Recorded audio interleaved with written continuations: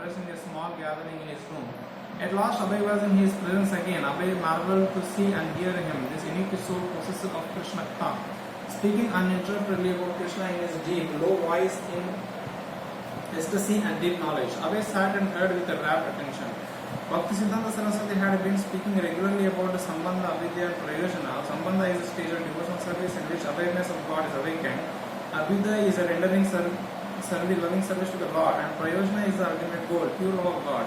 He stresses that his explanations were the exact recapitulations of what he had originally been spoken by Krishna and processed down through disciplic succession. Bhaktisiddhanta Saraswati's particular utterance, mostly Bengali but sometimes English, with frequent quoting of Sanskrit from the Shastras, and it is deep and erudition. It is Krishna, said Bhaktisiddhanta Saraswati, who is the only super lord over the entire universe and beyond it, of Vaikuntha, the transcendental region. As such, no one can raise any obstacle against his enjoyment. An hour went by, 2 hours. The already small gathering in Sri Bhaktisiddhanta's room gradually thinned. A few sannyasis left, excusing themselves to tend to duties connected with the Parikrama camp. Only a few intimate leaders remained. Abhay was the only outsider. Of course, he was a devotee, not an outsider, but in the sense that he was not a sannyasi, was not handling any duties, was not even initiated, he was not traveling with the Parikrama, but he had joined only for a day. In that sense, he was an outsider. The philosopher Sri Bhaktisiddhanta Saraswati was speaking, however, was democratically open to whoever would give an ardent hearing that Abhay was doing. He was listening with wonder. Sometimes he would not even understand something, but he would go to listening intensely, submissively, his intelligence drinking in the words. He felt Sri Bhaktisiddhanta Saraswati revealing to him the direct vision of the spiritual world, just as a person reveals something by opening a door or pushing aside a curtain. He was revealing the reality, and this reality was loving service to the lotus feet of Radha and Krishna, the supreme personality, the supreme worshipable personality of Godhead. How masterfully he spoke, and with utter conviction and boldness. It was with such that Abhay listened with the fastened attention. Of course, all Vaishnavas accepted Krishna as their worshipable Lord. But how conclusively and with what sound logic was the faith of Vaishnavas established by his great teacher? After several hours, Sri Bhaktisiddhanta Saraswati stopped speaking. Abhay felt prepared to go on listening without cessation. And yet, he had no puzzling doubts or queries to place forward. He wanted only to hear more. As Sri Bhaktisiddhanta Saraswati made his exit, Abhay to go, offering his obeisances, and then left the intimate circle of sannyasis in their row of tents and went to the outer circles of tents. His mind surcharged with the words of his spiritual masters.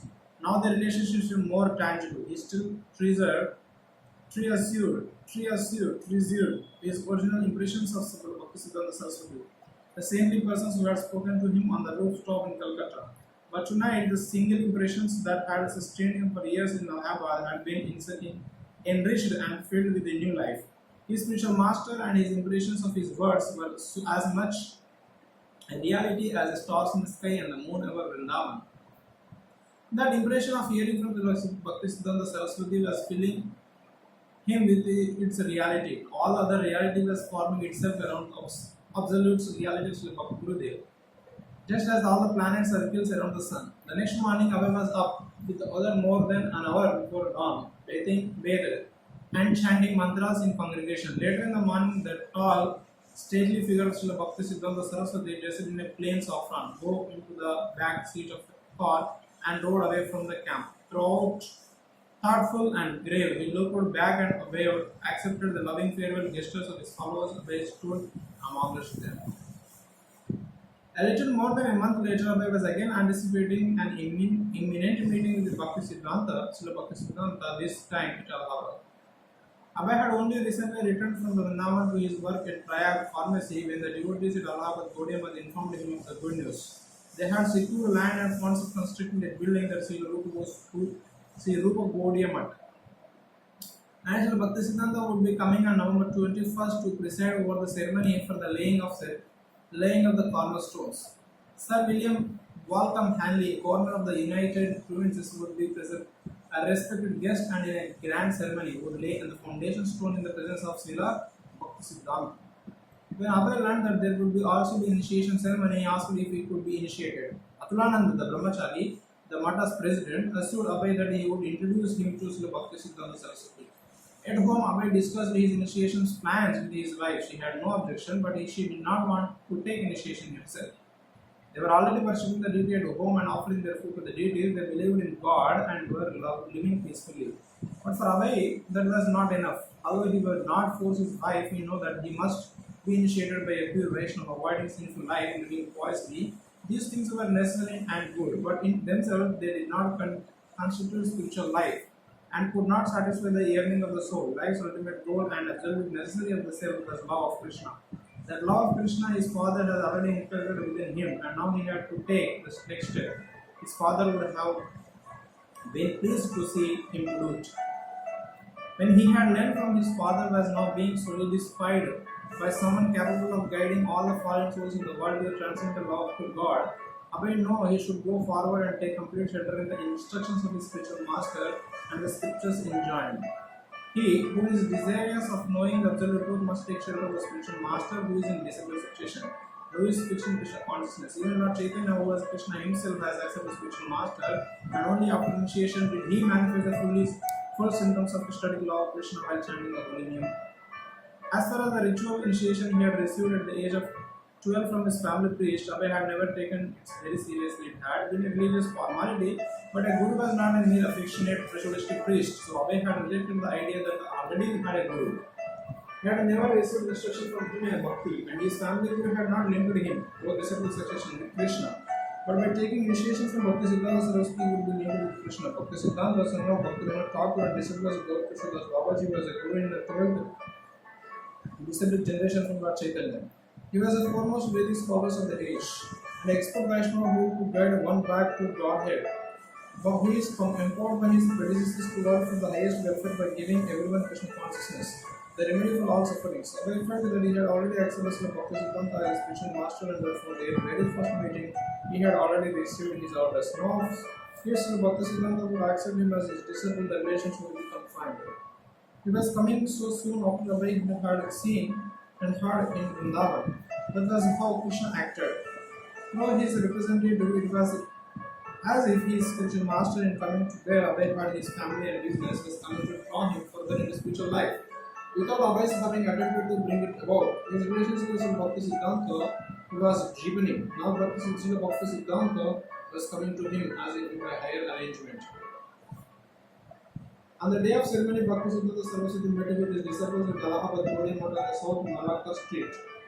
While he was speaking Harikatha and taking questions, Atulananda Brahmachari took the opportunity to present several devotees away amongst them as a candidate for initiation. The Allahabad devotees were proud of Mr. Dey, who regularly attended the Mata in the evening and led bhajans, listened to the teachings and spoke them himself, and often brought respectable guests. He had contributed money and had induced his business colleagues also to do so. With folded palms, Abhay looked humbly at his spiritual master. He and Sri Bhaktisiddhanta were now face to face, and Sri Bhaktisiddhanta recognized him and was visibly pleased to see him. He already knew him. Yes, he said, exchanging looks with Abhay. He likes to hear. He does not go away. I have marked him. I will accept him as my disciple. As a moment when the words became impressed into his being, Abhay was in ecstasy. Atulananda was pleasantly surprised that his Gurudev was already in approval of Mr. Dey. Other disciples in the room were also pleased to witness the Bhaktisiddhanta Saraswati's immediate acceptance of Mr. Dey as a good listener. Some of them wondered when and where Sri Bhaktisiddhanta had arrived at such an estimation of his young pharmacist. At the initiation, Sri Bhaktisiddhanta Saraswati was seated on a Vyasasana and the room was filled with the guests and members of the Gaudiya. Those to be initiated sat around a small mound of earth. There once Srila Bhaktisiddhanta Saraswati sannyasis prepared a fire and offered grains and fruits into the flames, while everyone chanted mantras for purification. Abhay's sister and brother was present, but not his wife. Abhay basked in the presence of his Gurudev. Yes, he likes to hear.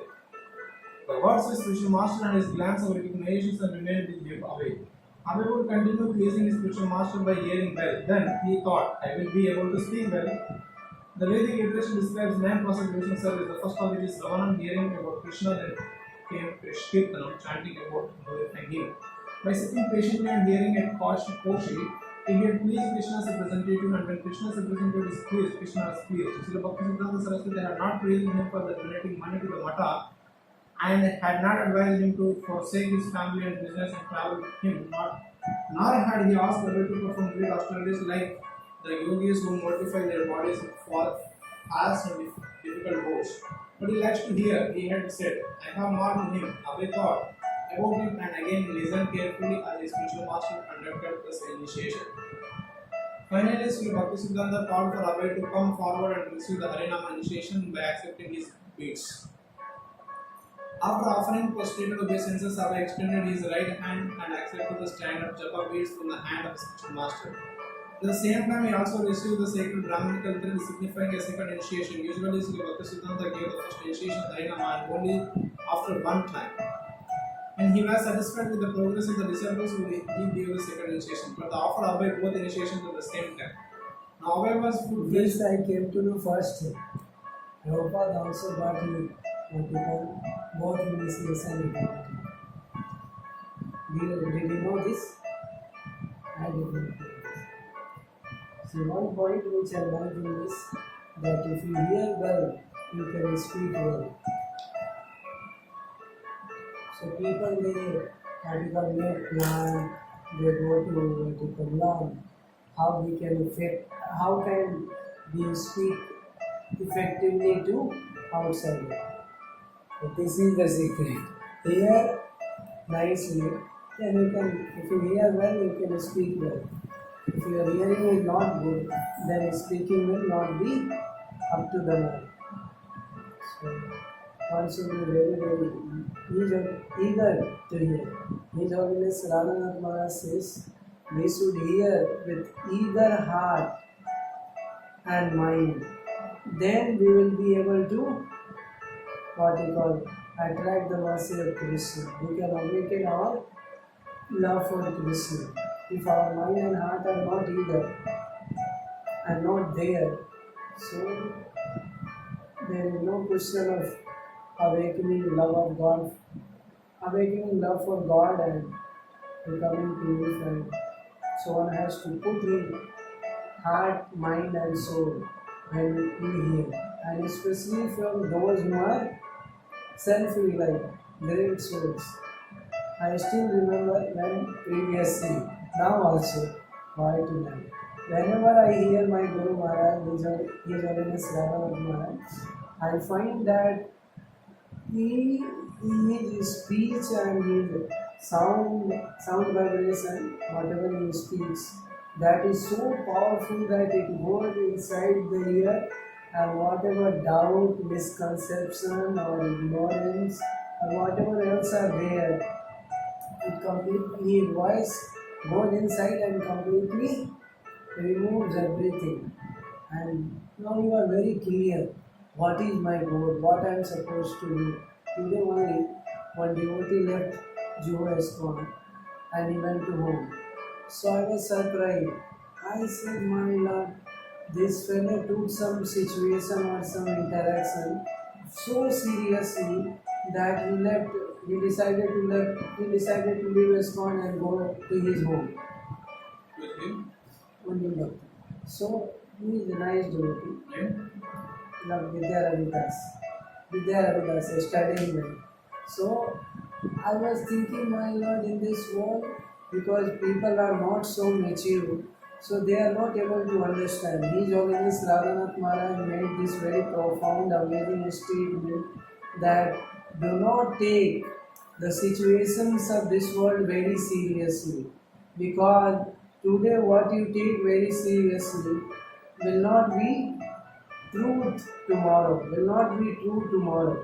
because this world is always changing. Things of this world is changing. So if you take something very seriously today, it will change tomorrow.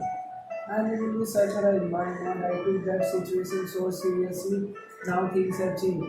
And I can see, I have experience of this. Who's that boy? Who's counselor? One Gopinath Prabhu was there in Juhu temple. He was Brahmachari, disciple of His Holiness Jayapataka Swami Maharaj. But after some years, After staying in Juhu for a few years, he decided to move to some other place. He went there, he started center. He went to Kanai Nadsala. He was with Praneswar Prabhu for some time. After that, he left him and he stayed in Kanai Nadsala and he was brahmachari there and serving in so many ways. But after some time, because he was with few people only, few brahmacharis, but very nice service. He decided to marry. He got married also. So there, while preaching, he came across two boys. One is Vidya Ravidas Prabhu, one is Dayamaya Prabhu. So Dayamaya Prabhu is already initiated by His Holiness Jayapataka Swami Maharaj. And his father and mother, they are also initiated. And this Ravidas was from the same village and he came in contact with him. And what happened? That he was what you call studying. He was completing his BSc and then in between he met some devotee from Mayapur who came there to distribute Bhagavad Gita. He got the book, started reading and became so inspired that he started searching for ISKCON. He got the ISKCON nearby. He met Gopinath Prabhu and Gopinath Prabhu guided him, told him that he go to Juhu. Because now I am Girastha and you want to become Brahmachari. So it's not good. And here in this temple you will not get nice training also. So he told him go to Juhu, there is nice temple and wonderful devotees are there, you will stay with them and you can practice there Krishna consciousness and what you call dedicate your life in the service of Lord. So taking that instruction he came here and stayed for few months. Like he came last year in You got initiated? December. No, he was not initiated. So in December he came and Chakravarti Prabhu told him to go for marathon book distribution because that time marathon had started. So he was in Kota and he was with me only. We were living together and we had nice interaction. Very humble, sweet person, ready to do any and every service, whatever you tell. And he had very nice conviction about Krishna consciousness. Only thing he was not mature. So something happened, I don't know what. So he left. I came to know his parents are not well.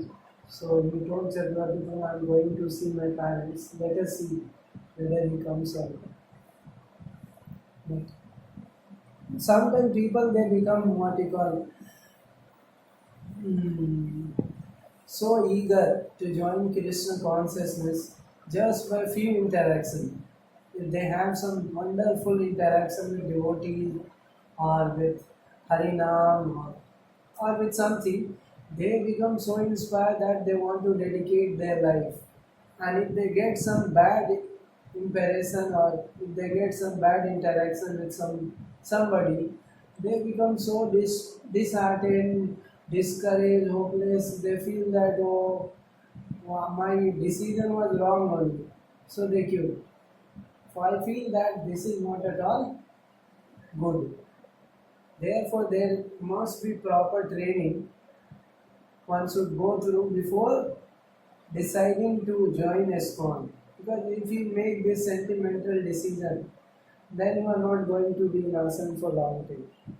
In my case, what happened? I was also sentimental, but I took 1 year, full 1 year to join. So I started chanting. I would come to temple, do services also, and many times devotee told me, join. You become part of Ani Bhakta.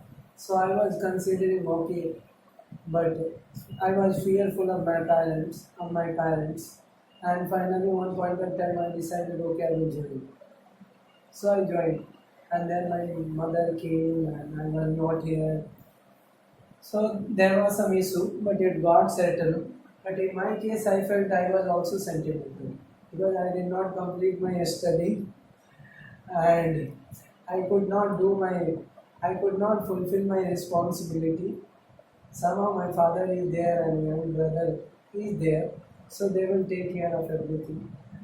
So, in one sense, I couldn't fulfill my responsibility, but the higher understanding is that Tattvasu Dharmam Charanam Bhujamhare Bhajana Bhakko Atpate Tato Yadi Yatrako Bhadram Abhyudamusya Kim Kovarta Apto Bhajatamsu Dharma. Narad Muni dares, Narad Muni can say like this.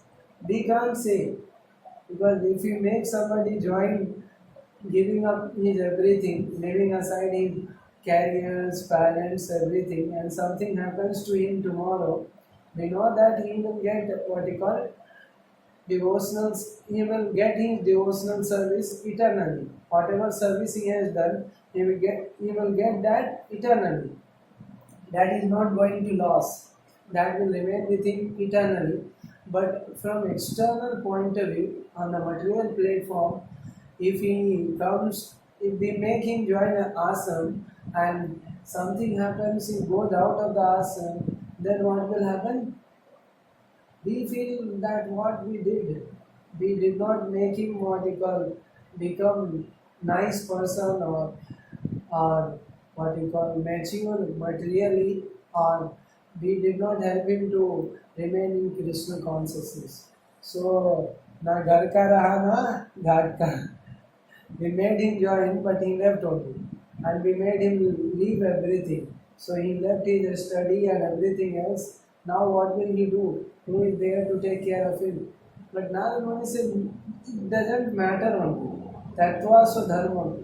If one person leaves his Swadharma, gives up his Swadharma, and takes under the lotus feet of Krishna, and he is practicing devotional service for some time and he falls down. And Narad Muni said, even if he falls down, there is no loss for him. But suppose you work so hard, you study, and you have nice career, you get nice job, and you get everything. You have all the facility. But when you die, you leave everything behind and go empty-handed. Then what is your gain? Tell me. Narad Muni says like that. Even though from materialistic point of view you have everything, you have nice career, you have everything, but at your death, after your death, you leave everything aside. You can't take anything. So what did you get? What is your gain? Nothing. So only Narad Muni can speak like this. So even if by sentiments, Prabhupada also says like this. Because he is an acharya, who can speak? Even if you become Krishna conscious, giving up your anything and everything just by sentiment, still you will get so much. So that devotee who are there for some time only, he must have got so much from Krishna. So it's amazing, huh? So even somebody comes to ISKCON and he's sentimental, still he gets only. He doesn't become loser. From a materialistic point of view, it may appear that, oh, this person came leaving everything aside, now he is living Krishna consciousness also. So he had become loser. It's not like that. Is it or not? So it's amazing. Once one person comes in Krishna consciousness, he gains so much. But whatever devotional service he has done, that is permanent. That is never going to go in vain, or he is never going to lose that. That will remain eternally. But only thing right now he is leaving the association of devotees, going to somewhere, and he will have some tough time, difficulty if he doesn't come back in the association of devotees. Okay, bro, continue. This chapter is very big. Usually, Srila Bhaktisiddhanta gave the first initiation of Harinama, and only after some time when he saw he was satisfied with the progress of the disciples, would he give the second initiation. But he offered Abhay both initiation at the same time. Now Abhay was a full-fledged disciple, a Brahmana who could perform sacrifices such as his Haryagna for initiations. He could worship the deity in the temple and would be expected to discourse widely. So Bhaktisiddhanta added Aravinda, lotus, to his name. Now he was Abhay Charanaravinda. After Srila Bhaktisiddhanta Saraswati left Allahabad for Calcutta, Abhay keenly felt the responsibility of working on behalf of the spiritual master. At the initiation, Srila Bhaktisiddhanta had instructed Abhay to study Sri Rupa Goswami's Bhakti Rasamrita Sindhu. which outlaid the loving exchanges between Krishna and his devotees and explained how a devotee can advance in spiritual life. Bhaktisiddhanta Rasamrita Sindhu was a law book for devotion service and Abhay would study it carefully. He was glad to increase his visits to Allahabad Center and bring new people. Even at his first meeting with his spiritual master, he had received the instruction to preach the mission of Lord Chaitanya and how he began to study with carefully considering how to do so. Preaching was a responsibility at least as binding as at the home of business. Even in his home, he wanted to engage as far as possible in preaching. He discussed with his wife with his plans for inviting people into their home, offering them prasadam and holding discussions about Krishna. She did not share her enthusiasm. Srila Prabhupada quote, "My wife was devotee of Krishna, but she had some other idea. Her idea was just to worship the deity at home and live peacefully. My idea was preaching." Unquote. It was not possible for Abhay to travel with his spiritual master or even to see him often. His pharmaceutical business kept him busy and he traveled frequently. Whenever possible, however, he tried to time a business trip to Calcutta when his spiritual master was also there. Thus, over the next 4 years, he managed to see the spiritual masters perhaps a dozen times. Whenever Abhay visited Calcutta, he assisted the librarian at Gaudiya March, Nityananda Brahmachari, would meet him at the Howrah train station with a 2-horse carriage down to the Mata. Nityananda saw Abhay as an unusual, humble and tolerant person. As they rode together in the Mata, Abhay would inquire eagerly into the latest activities of Bhaktisiddhanta. His traveling, his publishing, how many centers were currently open, how his disciples were doing. They would not talk much about Abhay's business. Abhay would stay at the Gaudiya Math usually for about 5 days. Sometimes he would visit one of his sisters who lived in Calcutta, but his main reason for coming was in the Bhaktisiddhanta, and Abhay would take advantage of every opportunity to hear him. Abhay did not try to become a leader in the management of Gaudiya Math. His spiritual master initiated 18 sannyasis who carried out most of the preachings and leadership of the mission.